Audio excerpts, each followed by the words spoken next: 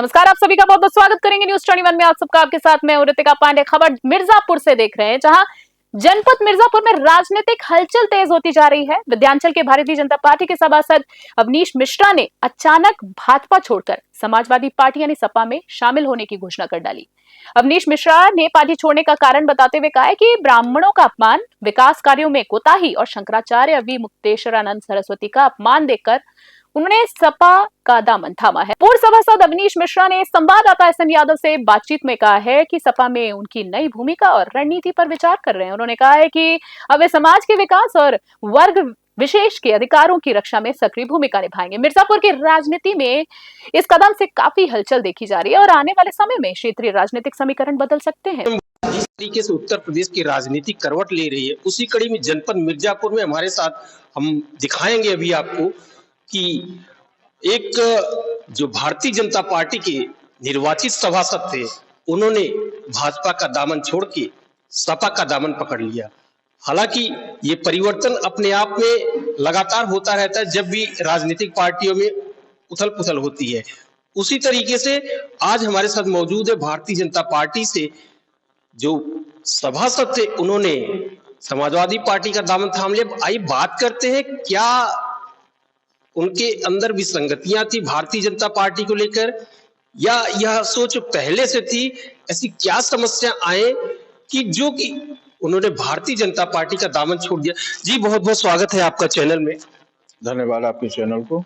जी अवनीश जी, आपने भारतीय जनता पार्टी के सिंबल पे चुनाव जीता, जनता ने आपको वोट दिया और आज आपने भारतीय जनता पार्टी का दामन छोड़कर सपा का दामन पकड़ लिया। क्या है, क्या विसंगतियां थी, क्या कमी थी, क्या अवहेलना हो रही थी? देखिए, सबसे पहले तो मैं आपके चैनल के माध्यम से यह स्पष्ट कर दूं कि मैं 2 बार से निर्वाचित हूं सभासद। मैं निर्दल सभासद हूं और यहाँ की जनता ने मुझे भरपूर प्यार दिया। भारतीय जनता पार्टी जब भी मेरे सामने चुनाव लड़ती है तो वो 7वें 8वें स्थान पर रहती है। उसके प्रत्याशी कभी 200 से ऊपर नहीं हो पाए हमारे सामने।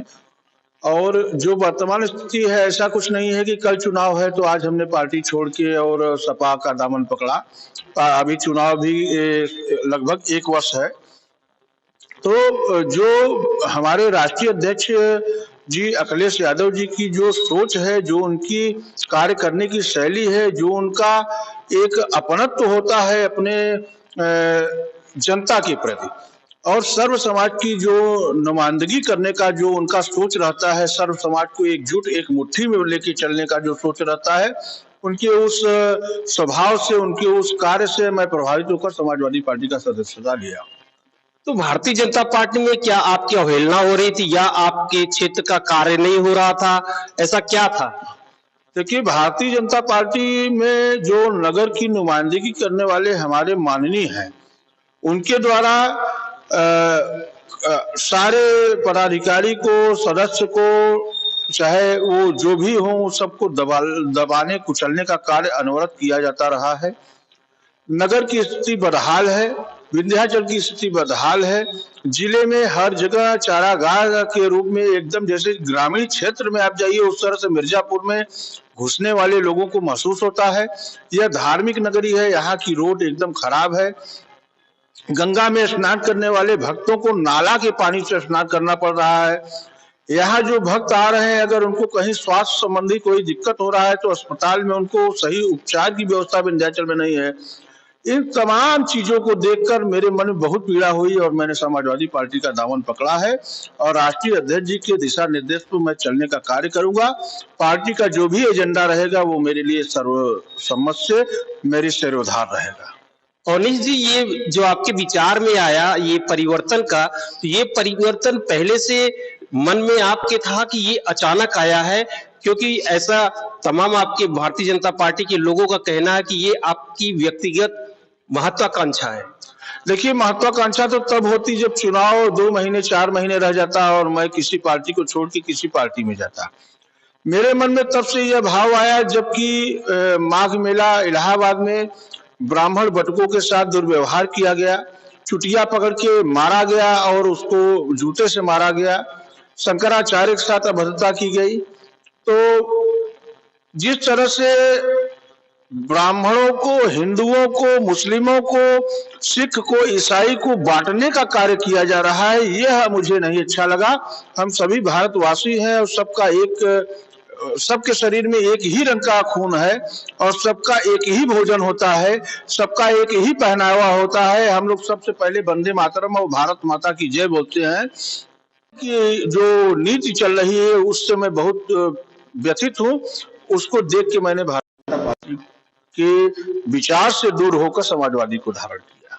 तो पार्टी में क्या आपको नई जिम्मेदारी कोई मिली है? क्या रणनीति है? आगे क्या रणनीति होगी? क्योंकि जिस तरीके से यहाँ की जनता ने आपको अपना मतदान देकर आपको यहाँ पे सभासद बना, उनके लिए क्या संदेश है और क्या तैयारियां हैं आगे पार्टी में? किस तरीके से आपका किरदार है?